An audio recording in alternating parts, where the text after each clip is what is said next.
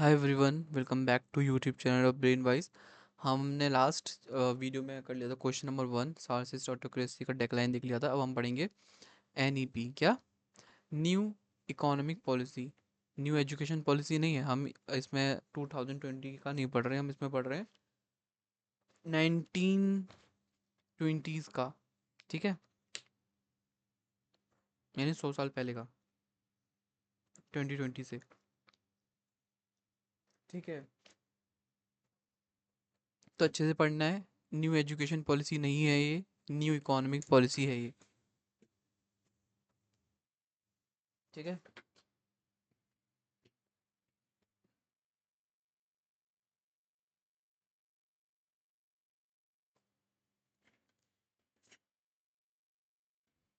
Introduction में start करेंगे introduction से। उससे पहले अगर आपने इस चैनल को सब्सक्राइब नहीं किया है, please guys do subscribe, like this video, share this video and comment on this video what is your feedback about this question. और यस, कंटिन्यू करते हैं। एनईपी बेसिकली होता क्या है? NEP NEP is what was the NEP and why it come. NEP क्या है और क्यों आया ये? द न्यू एजुकेशन नहीं, न्यू इकोनॉमिक पॉलिसी। क्योंकि अभी हम जो, जिसमें अपना बताऊं, हमने अभी फ़िलहाल में न्यू एजुकेशन पॉलिसी पे एक रिसर्च की थी, तो उस पे न्यू एजुकेशन पॉलिसी मेरी ज़ुबान पे है, लेकिन आपको अपनी ज़ुबान पे ये नहीं रखना है एनईपी वाला। ठीक है, और डिबेट वगैरह सारी हुई थी तो बार बार एनईपी एनईपी वही आएगा, न्यू एजुकेशन पॉलिसी, लेकिन एक्चुअल में न्यू इकोनॉमिक पॉलिसी हम पढ़ रहे हैं। ठीक है, आप सभी याद रखना इस चीज़ को, अगर मैं भूल जाऊँ तो आप ध्यान से करना है, क्योंकि न्यू एजुकेशन पॉलिसी और न्यू इकोनॉमिक पॉलिसी काफ़ी हद तक सेम तो नहीं है बिल्कुल भी। जिसका प्रोनाउंसिएशन ई से स्टार्ट होता है, एजुकेशन, तो जस्ट मैं वही ऊपर पहला पहला वर्ड पढ़ के ही बोल देता हूँ। एनीवेज, मैं कोशिश करूँगा सही बोलूँ, जितना मैं सही बोल सकता हूँ। ठीक है, new economic policy NEP was a set of economic measures introduced by the Bolshevik government in 1921। ये जो न्यू इकोनॉमिक पॉलिसी है, जैसे हमारी न्यू एजुकेशन पॉलिसी किस पे बेस्ड है? बहुत से एजुकेशनल मेजर्स को लेके है ना। और सेम चीज़ जो हमारी नई इकोनॉमी, न्यू इकोनॉमिक पॉलिसी है एनईपी, वो है इकोनॉमिक मेजर्स को लेके जो कि इंट्रोड्यूस कर रहे थे Bolshevik government in 1921 and continues through most of the 1920s। और ये कम से कम 1920s तो पूरे पूरे चला था। It replaced the harsh war time system called war communism. इसने रिप्लेस किया ऐसा टाइम पीरियड जब जो जिसको बोलते हैं हम वार कम्युनिज्म। ठीक है, इसमें मतलब क्या होता था वो हम आगे जानेंगे। बेसिकली यही चीज़ जो हार्श वार टाइम था, वहाँ पे मतलब कि खाने कुछ चीज़ नहीं चल रही थी, खाना नहीं था वहाँ पे, मतलब कि इकोनॉमी पूरी ठप हो गई थी। ठीक है, तो ये हमारा ये भी टॉपिक है वार कम्युनिज्म, आप इसको पढ़ सकते हो। ठीक है, और ये ज़रूरी नहीं है, जस्ट आप ऊपर से इसको समझ लो। वार कम्युनिज्म को इसने रिप्लेस किया है एनईपी ने 1918 और 1921 में, जो कि इसका टाइम पीरियड है वार कम्युनिज्म का। एनईपी मेन गोल, जो एनईपीज की मेन गोल है, was simple and practical to revive. देखो, ये जो एनईपी के मेन गोल है वो सिंपल है और प्रैक्टिकल है। ऐसा नहीं कि नींद में सपने में बोल दिए सच हो गए, वो नहीं। प्रैक्टिकल है, जैसे कि पहला, टू रिवाइव शेटरेड रशियन इकोनॉमी। जो रशियन इकोनॉमी पूरी तरीके से बिखर टूट के बिखर चुकी थी, उसको रिवाइव करना। रिस्टोर फूड सप्लाई को उसका रिस्टोर करना, फूड सप्लाई को। काम सोशल अनरेस्ट को कम करना। ठीक है, उनको शांत करना, काम करना। ठीक है, and keep the Bolshevik in power. और सबसे बड़ा जो गोल था वो था बोल्शेविक को पावर में बनाए रखना। ठीक है, अब देखेंगे why did the Bolshevik change course. Bolsheviks ने कोर्स क्यों चेंज किया? After several years of civil war, foreign invasion, food shortage, और and the forced grain requisitioning of war communism, Russia faced famine strikes. Basically इन्होंने, Bolshevik लोगों ने ये सारी scheme या फिर ये सारा कुछ शिफ्ट क्यों किया, चेंज क्यों किया? काफ़ी जो several years of civil war, जो सिविल वॉर्स चल रहे थे रशिया में, जैसे फॉरेन इन्वेजन्स चल रहे थे, फूड शॉर्टेज चल रही थी, और जो ज़बरदस्ती फूड खाने को, ग्रेन्स को जब्त कर लिया जाता था, वो होता हमारा वार कम्युनिज्म। रशिया फेस कर रहा था काफ़ी ज़्यादा फेमाइन और स्ट्राइक्स। ठीक है, पीस एंड रिवॉल्ट ये फेस कर रहा था काफ़ी ज़्यादा। इसमें से नोटेबली है Kron notably Kronstadt rebellion in 1921 March. ठीक है, एक पीजेंट रिवॉल्ट था ये। आप इसका प्रोनाउंसिएशन खुद देख सकते हो। ठीक है, आपका वर्ड सामने है ना, आप उसको देख सकते हो। And the collapse of industry, industry भी यहाँ पे गिरते हुए हमें दिखाई देती हैं। The Bolshevik leaders realised that to survive politically they need to ease economic pressure and give people a reason to produce and trade again। अब क्या होता है, अब जो बोल्शेविक लीडर्स है उन्होंने ये रियलाइज़ किया डेट अगर हमें सर्वाइव करना है पॉलिटिकली, ये ज़रूरी है कि हम इकोनॉमिक प्रेशर को थोड़ा कम करें और लोगों को एक रीज़न दें कि वो क्यों प्रोड्यूस करें, जिस प्रोड्यूस क्यों करें, क्योंकि आप कुछ काम भी करोगे तो क्यों करोगे जब आपके पास आप नहीं खुद अपना जो प्रॉफिट है आप अपने पास नहीं रख सकते हो, कुछ भी नहीं कर सकते, तो आप अपना क्यों काम करोगे फिर? पागल थोड़ी हम लोग हैं ना। तो उनको एक रीज़न देना प्रोड्यूस करने का और ट्रेड दोबारा से स्टार्ट करने का, ये सारा कुछ। ठीक है, क्योंकि वार कम्युनिज्म में ट्रेड बंद कर दिया था बिल्कुल। जो भी है आप सीधे सीधे स्टेट को दे दोगे सारा सामान, जो भी है आपका खाना पीना सब कुछ। ठीक है, the N P was a pragmatic response, जो एन ई पी था वो पूरी तरीके से प्रेगमेटिक रिस्पॉन्स था। All right. इसके अलावा हम समझेंगे अब main feature of the N E P. पहला तुम्हारा end of forced grain requisitioning, introduction of the tax in kind, जो एक आता है हमारा क्या आता है हमारा एक,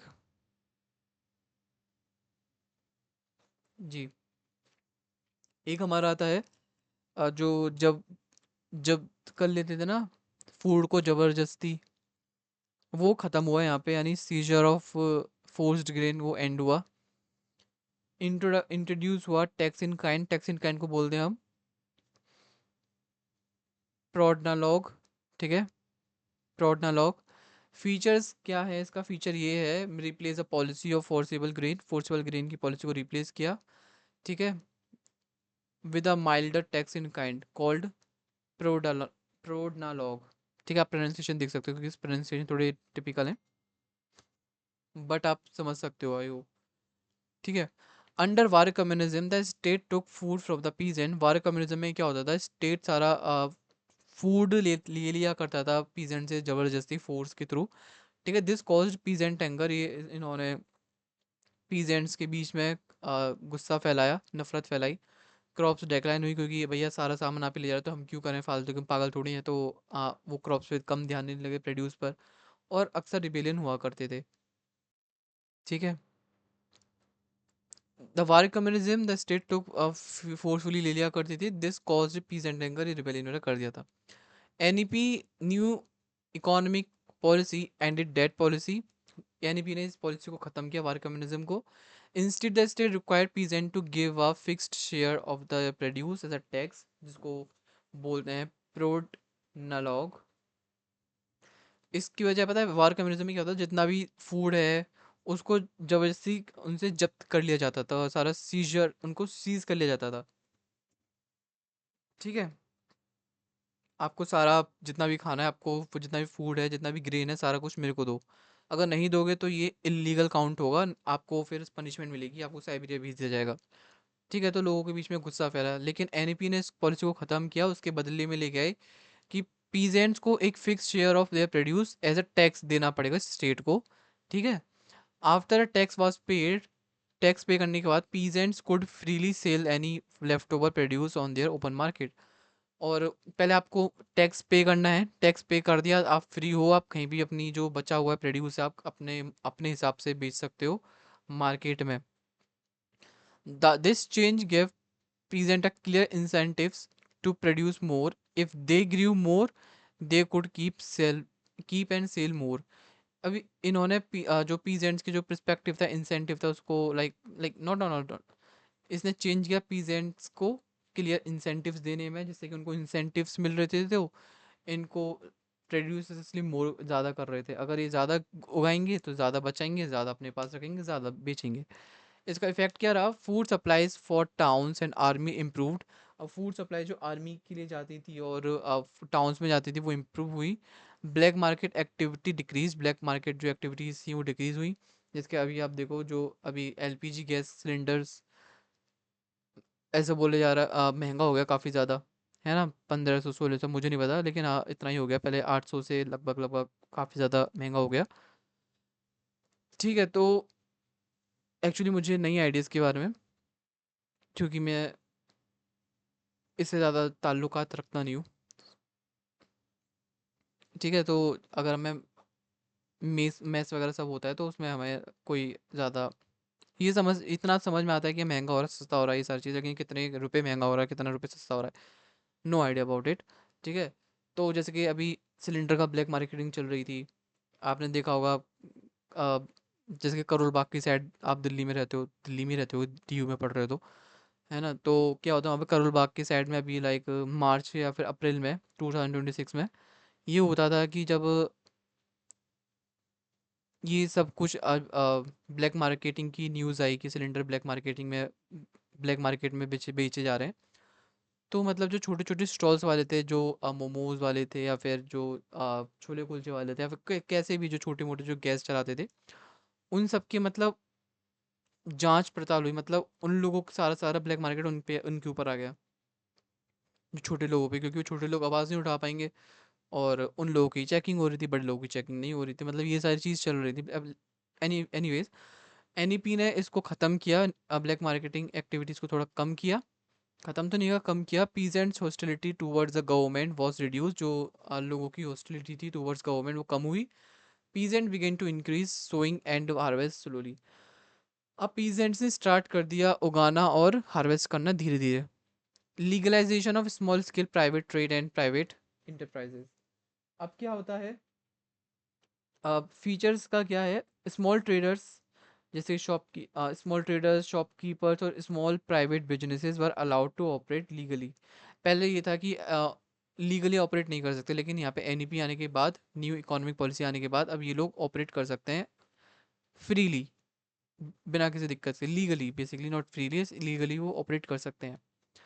ठीक है, एक्चुअली मेरे काफ़ी दूर है, ये मेरा जो स्क्रीन है काफ़ी ज़्यादा दूर है, लाइक 1.5 हाथ दूर है मेरे से। तो एक तो टेक्स्ट भी बहुत छोटा लिखा गया है यहाँ पे, और टेक्स्ट छोटा लिखा है ऊपर से, यहाँ पे जो नीचे ऊपर नीचे कर दिया, तो थोड़ा दिक्कत हो रही है। Anyways, the NEP allowed private traders, NEP allow करता है प्राइवेट ट्रेडर्स को कि बाय खरीद सकें agriculture goods from peasants and sell कर सकें उनको टाउन्स में, स्मॉल वर्कशॉप्स में, and shop could reopen as private businesses. Shops कर सकती हैं खुद को reopen as a private businesses. ठीक है, स्मॉल स्केल आर्टिसंस, जैसे कि क्राफ्ट्स, स्मॉल स्केल आर्टिसंस हो गए, क्राफ्ट्समैन हो गए, और ट्रेडर्स बिकेम लीगल अगेन, ये लीगल लीगल हो गया सारा काम। ठीक है, private markets return, private market वापस आ गया। इफेक्ट क्या रहा इसका, अ लिवली मार्केट लेयर रीअपियर, दोबारा रीअपियर हुआ ये सारा कुछ, जो मार्केट चलता था लीगली वो रीअपियर हुआ। NEP played a vital role in moving good from country side to town. NEP man वो लोग होते हैं जो कि इस सब चीज़ को प्रमोट करते थे और मदद करते थे, प्ले करते हैं vital role in moving goods from country side to town. Country side क्या होता है, विलेज होता है, विलेज से टाउन की तरफ मूव करने में मदद करते थे, ब्रेकिंग शॉर्टेजेस, जिसने कि शॉर्टेज कम करी। However the visual wealth made some communists angry because it seem to contradict social goals, क्योंकि प्राइवेट एक टाइप का प्राइवेटाइजेशन हो रहा था, तो ये सोशल गोल्स को कॉन्ट्रडिक्ट कर रहा था, तो काफ़ी कम्युनिस्ट से नाराज हो गए थोड़े से। State control over commanding heights, state control over the commanding heights of the economy. इसके फीचर्स क्या क्या हैं? फीचर्स ये है कि the state keep control of big industry, जो स्टेट है बड़ी बड़ी इंडस्ट्रीज पे कंट्रोल करेगा, बैंकिंग, रेलवेज और फॉरेन ट्रेड और लार्ज स्केल इंटरप्राइजेस पे। The Bolshevik made a distinction, small and medium enterprises could be private. Bolsheviks ने एक बनाई डिस्टिंक्शन बनाई, स्मॉल और मीडियम इंटरप्राइजेस वो प्राइवेट रहेंगी, but heavy industries, major factories, banks, foreign trade remain under state control, ये सारे के सारे स्टेट कंट्रोल के अंडर में होगा। ठीक है, this principle is often summarized as the state keeps the commanding height. The principle that The principle is often summarized as the state keeps the commanding heights while allowing market activity below, मतलब जो बड़ी बड़ी industries हैं वो state अपने पास रखेगा, छोटी छोटी इंडस्ट्रीज़ को आप आराम से फ्रीली आप रन कर सकते हो, कोई इशू नहीं है। इसका इफेक्ट ये रहा है, the state could still direct invest the state could still direct investment इन, कुछ गड़बड़ हो रही है, the state could still direct investment in essential industries and maintain socialist core, मतलब बड़ी बड़ी इंडस्ट्रीज़ को ये जो हमारा स्टेट था, जो हमारा गवर्नमेंट थी, वो अपने अंडर में रखती थी और साथ ही साथ वो मेंटेन करती थी सोशलिस्ट कोर, क्योंकि बड़ी बड़ी इंडस्ट्रीज भी प्राइवेट हो जाएंगी तो प्राइवेटाइजेशन हो जाएगा, सोशलिस्ट जो हमारा गोल है वो टूट जाएगा, बेकार हो जाएगा, सारा ब्रेक हो जाएगा। At the same time allowing private small trade help fill gaps and speedy recovery, छोटी छोटी ट्रेड को अलाउ करना ट्रेड करने के लिए उन्होंने जल्दी से जल्दी स्पीडी रिकवरी करी और गैप्स को फिल किया। ठीक है, अब आता है mixed economy. NEP created a mixed economy, NEP ने बनाई mixed economy, combination of planning and markets. NEP create करता है एक mixed economy combining elements of planning and market incentives. The government continue to plan, government plan करेगी और own करेगी बड़े बड़े enterprises, while market and private initiatives work in agriculture and small traders, छोटे छोटे ट्रेडर्स अपना प्राइवेट खोल सकते हैं, लेकिन ज़्यादा बड़ी होगी तो वो गवर्नमेंट ले लेगी। Price mechanism gradually return in many sectors, जो प्राइड मैकेनिज्म था वो धीरे धीरे वापस अपने मतलब ठीक होने लगा। Market determine many prices, markets ने डिटरमाइन किए काफ़ी ज़्यादा प्राइसेस, यानी चेंज करे प्राइसेस। पहले ऐसा होता था कि इंडिविजुअल करते थे फिर स्टेट करता था, बट अब मार्केट करने लगा। ठीक है, पहले स्टेट करता था, मार्केट करने लगा था। स्टेट कंट्रोल प्राइसेस इन की सेक्टर्स, जो स्टेट था वो कुछ की सेक्टर्स में ही प्राइस को कंट्रोल करता था। इफेक्ट इसका क्या है, this balance helped the economy to recover faster than pure central planning alone. ये बैलेंस मदद करता है इकोनॉमी को रिकवर करने में जल्दी से और प्योर तरीके से, sorry, this balance help the economy to recover faster than pure central planning alone might have. अब वही कह रहा हूँ ना, वही चीज़ कि यहाँ पे जो गायब हो जाता है तो मेरे को लगता है नेक्स्ट लाइन हो रही है। एनीवेज, अब मैं अपने नोट से पढ़ूंगा जिससे कि कोई कन्फ्यूजन आगे फर्दर ना हो। ठीक है, so the balance help the economy to recover faster than the pure central planning alone might have. जितना सेंट्रल प्लानिंग या फिर स्टेट नहीं कर सकता था अकेला, जो कि आज इसने जो एनईपी ने आके इतनी जल्दी से रिकवर नहीं कर सकता था स्टेट, एनईपी ने जो न्यू इकोनॉमिक पॉलिसी थी उसने जाके इकोनॉमी को रिकवर किया फास्ट।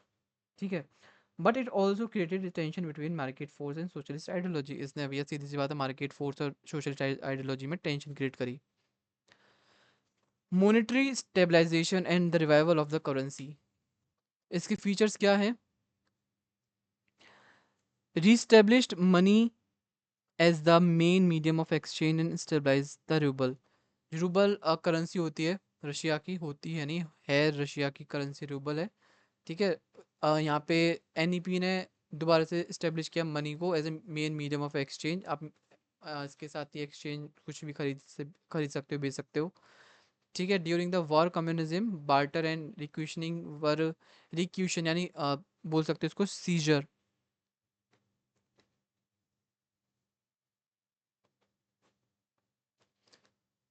वार कम्युनिज्म के दौरान बार्टर चलता था या फिर ज़बरदस्ती छीना छानी चलती थी, वो कॉमन थे बहुत ज़्यादा। ठीक है, the rouble lost the value, roubles ने जितनी भी करेंसी थी वहाँ की वो लॉस्ट वैल्यू लॉस्ट हो गई थी उसकी। The NEP encourage the use of money again, NEP ने इनकरेज किया मनी को यूज़ करो दोबारा से। The state took step to stabilise the currency, state ने स्टेप्स लिए जिससे कि करेंसी स्टेबलाइज हो सके और रिज्यूम करा normal commercial banking.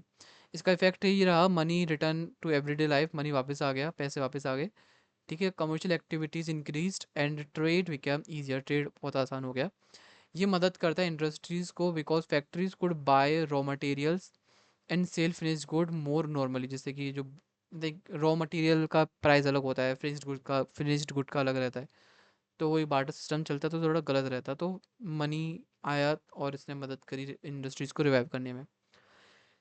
Encouragement of private investment in कॉर्पोरेटिव्स।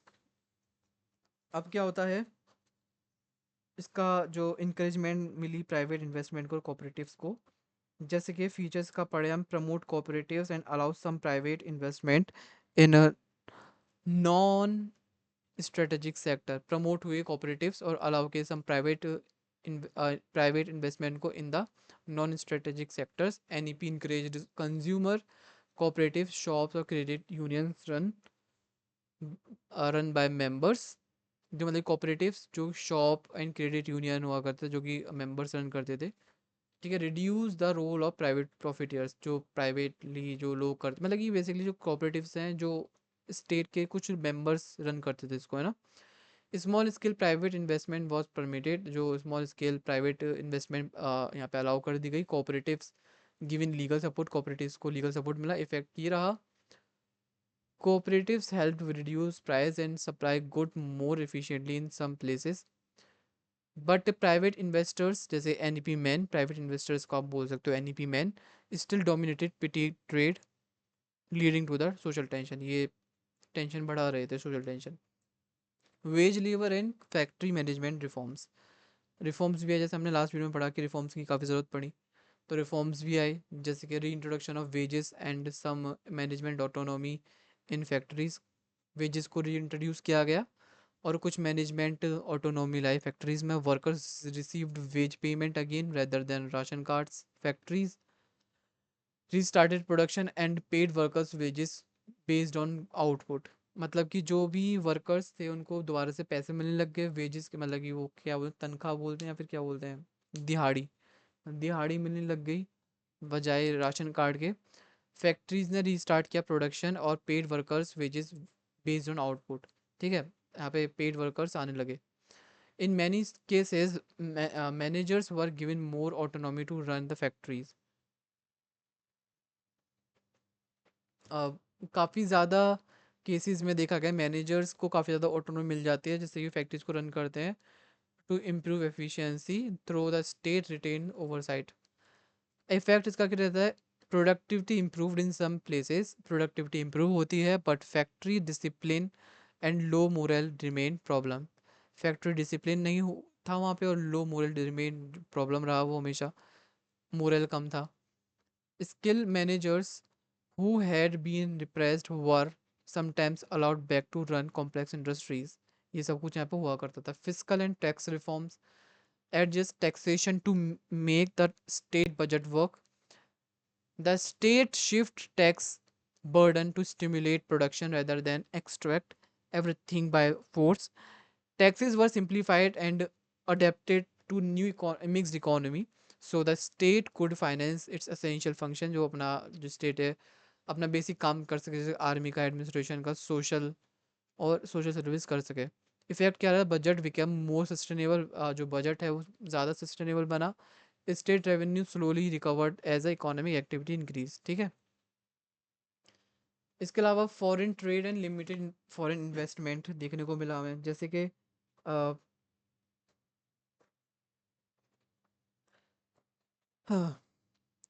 Reopen limited foreign trade and attract foreign capital in the specific project. बाहर से भी लोग आने लगे यहाँ पे, मतलब ये चीज़ बताई गई है, ठीक है। इम्पोर्ट्स ऑफ मशीनरीज होने लगी, ठीक है। टेक्निकल हेल्प मिलने लगी बाहर से, ठीक है। But ideological suspicion of foreign capital remain strong. Foreign investment was limited, foreign investment ज़्यादा नहीं थी, लिमिटेड थी, पर वो agriculture intensive incentives and the peasants economy.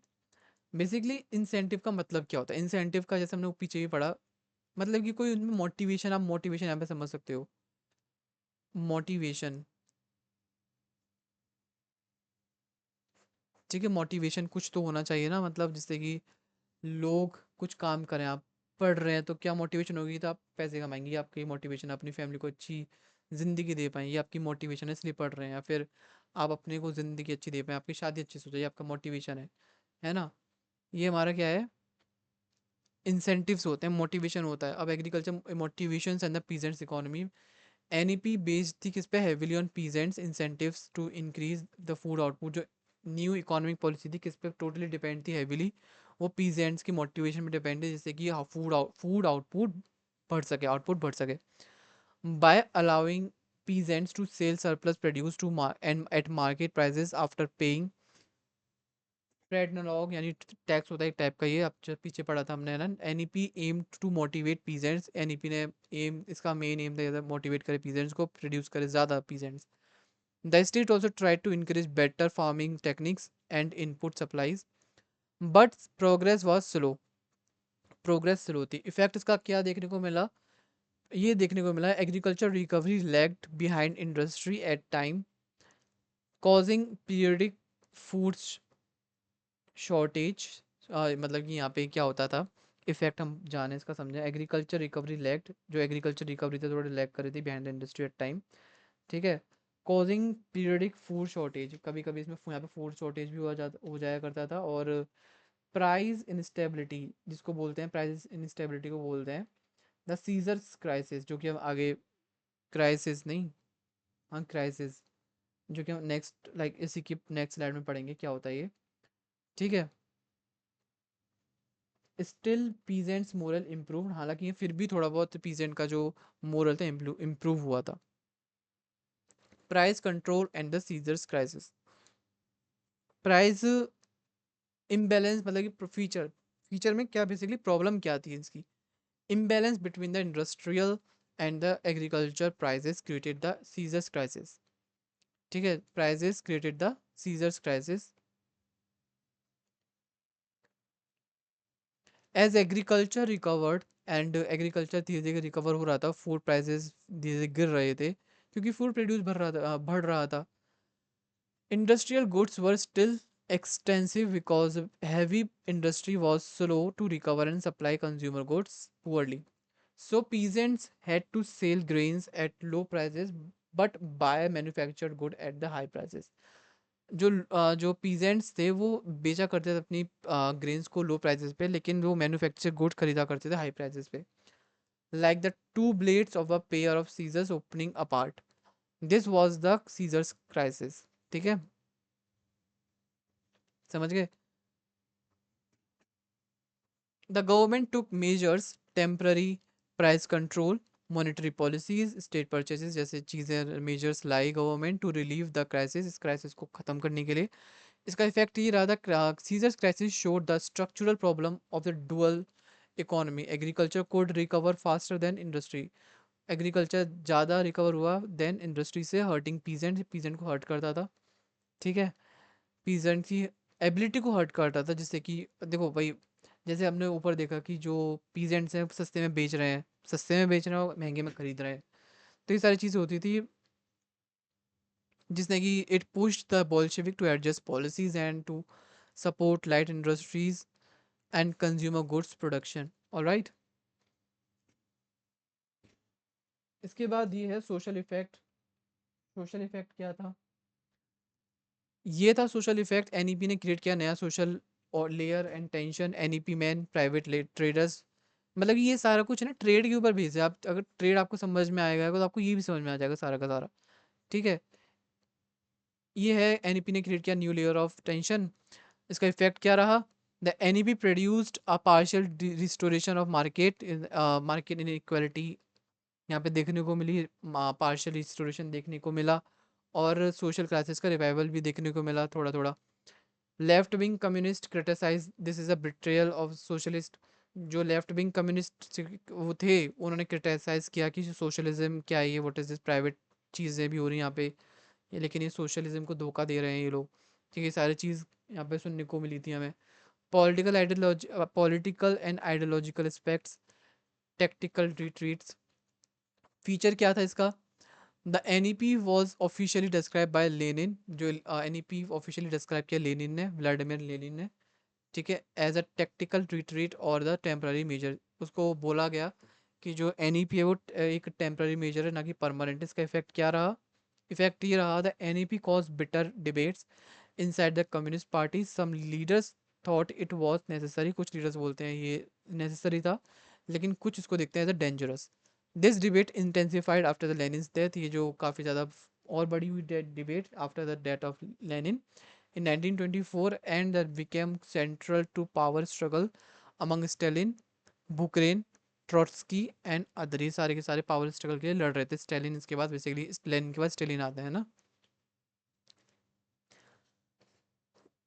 Cultural and everyday life effect क्या हुआ? Feature everyday life change as small enterprises and markets return, क्योंकि भैया मार्केट और एवरीडे छोटे छोटे जो life change, everyday life change हो रही थी क्योंकि स्मॉल इंटरप्राइजेस और मार्केट वापस आ रहे थे। इसका इफेक्ट ये रहा, the NEP reshaped social habits and consumer culture. It created mixed mood, hope for normalcy, but also frustration and over inequality. Frustration भी देखने को मिला और कुछ यहाँ पे पॉजिटिव चीज़ भी देखने को मिली। ये दोनों मिक्स मूड थे यहाँ पे, है ना, ये चीज़ मिला यहाँ पे। Measures to protect socialist gains, regulation and control. इसका फीचर क्या था? फीचर बेसिकली ये था कि the state use laws and administration control to limit the NEP capitalist tendencies. State use करेंगे लॉज और एडमिनिस्ट्रेटिव कंट्रोल जिससे कि लिमिट कर सके NEP के कैपिटलिस्ट टेंडेंसी होने की, पूरी तरीके से NEP जो रशिया को सोशलिस्ट से कैपिटलिस्ट बना दे। इस पे भी हमें ध्यान देना था।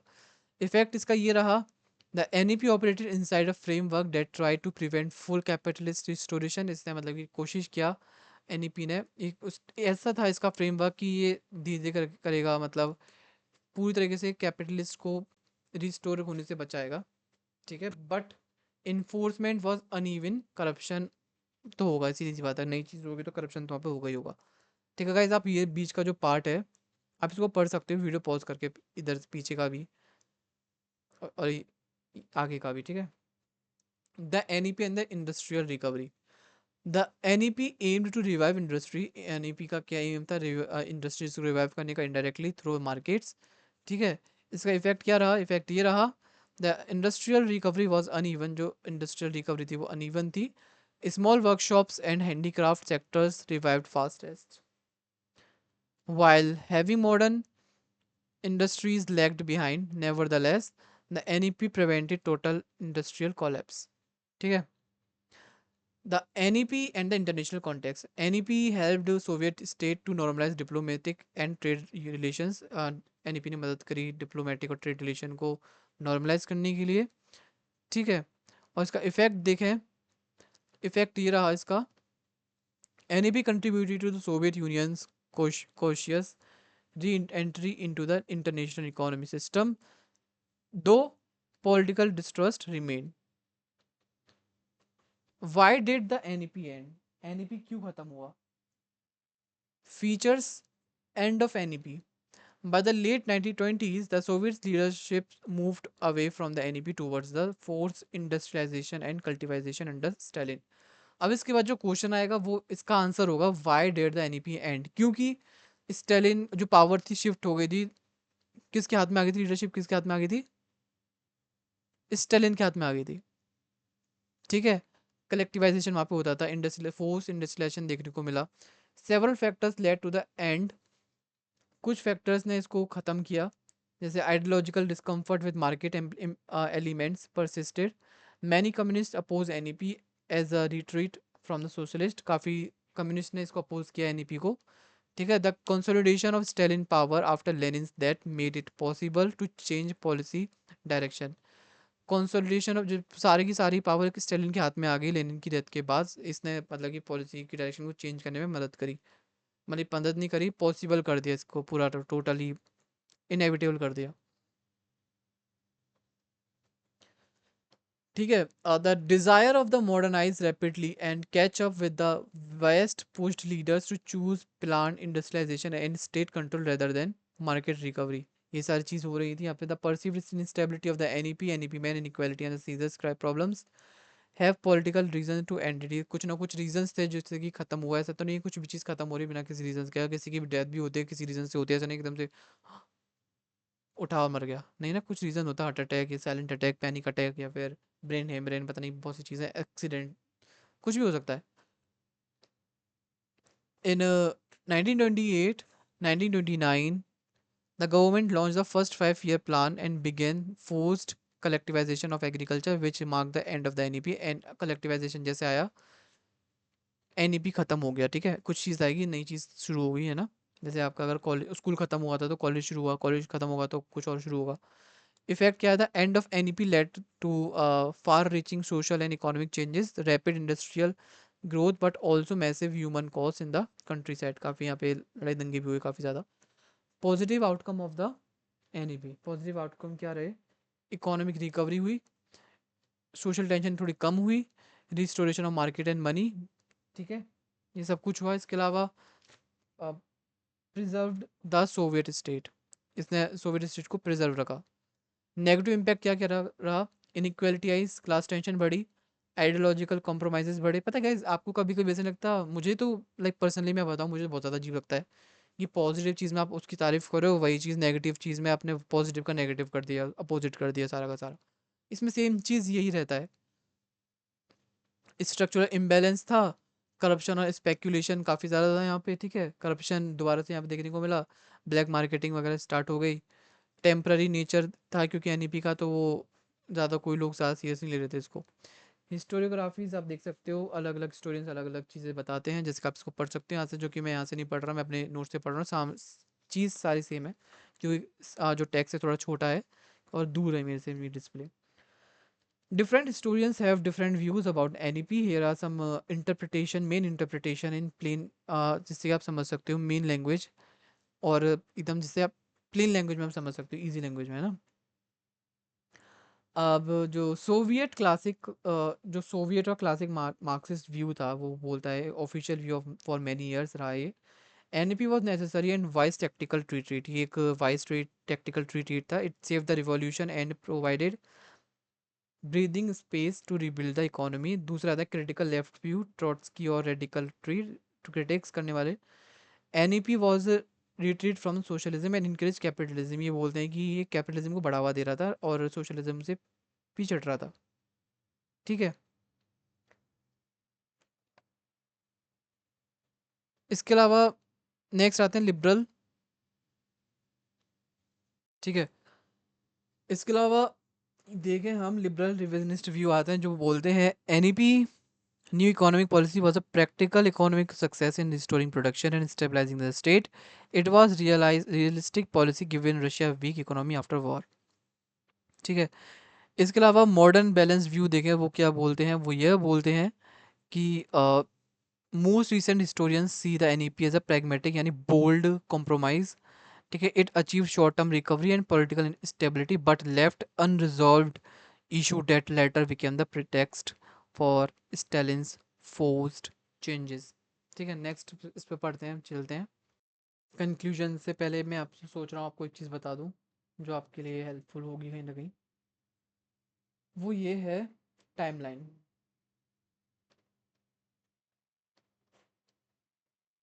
जैसे 1921 में क्या हुआ था, अर्ली 1920s में क्या हुआ था, इसको लिखना मेरे साथ साथ, ठीक है। 1923 में क्या हुआ था, 1924 में क्या हुआ था, 1928 में क्या हुआ था, 1929 में क्या हुआ था, ये सारी चीज़ें, ठीक है। पहला हुआ था एनईपी, इसमें लिखते जाना, नहीं तो आप वो ओपन कर सकते हो कैप्शंस। एनईपी इंट्रोड्यूस्ड, एक से मैं लिख देता हूँ, NEP announced, not introduce, is announced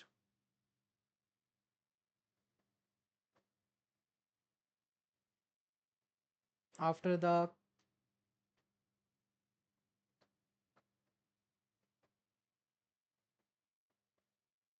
एक पीजेंट रिवोल्ट हुआ था जिसको हम क्या बोलते हैं, KRONSTADT, ये एक पीजेंट रिवोल्ट था, ठीक है, आप हमने स्टार्टिंग में पढ़ा था। Kronstadt revolt and the 10th party congress, ये भी आप लिख लेना यहाँ पे। इसके अलावा ये था रिकवरी बिगेन, यहाँ पे रिकवरी स्टार्ट हुई, recovery begin.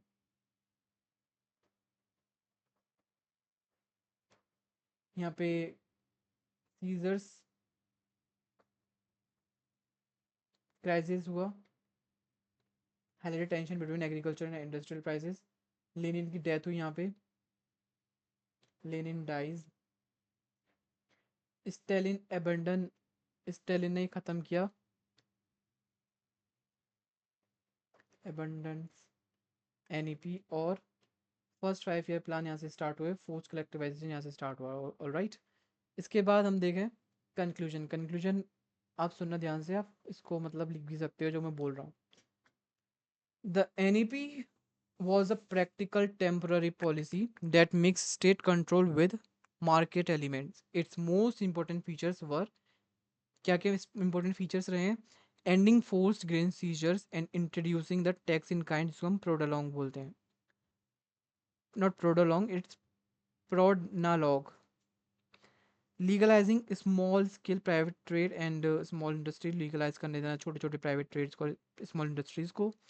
Keeping state control over large industry, banking and trade, foreign trade. Next आता है reintroducing money and market with regulated framework. Next आता है हमारा introducing cooperatives and limited foreign trade. ठीक है. इसके बाद आता है, हम अगर इसको आसान भाषा में समझें, the NEP put some markets tool back into the Soviet economy to the get food on the table, rebuild industries and prevent social collapse. It was successful enough to stabilize the country, but created नई नई problems इन्होंने create करी, जैसे inequality, speculation, speculation basically सट्टाबाजी, and political tension इन्होंने इसने create करे. That eventually led to its end by 1928-1929 when the Soviet leadership chose rapid state driven industrialization instead. The NEP remains an important lesson in history. Sometimes government use temporary changes to survive crisis, but balancing ideology and reality is always difficult.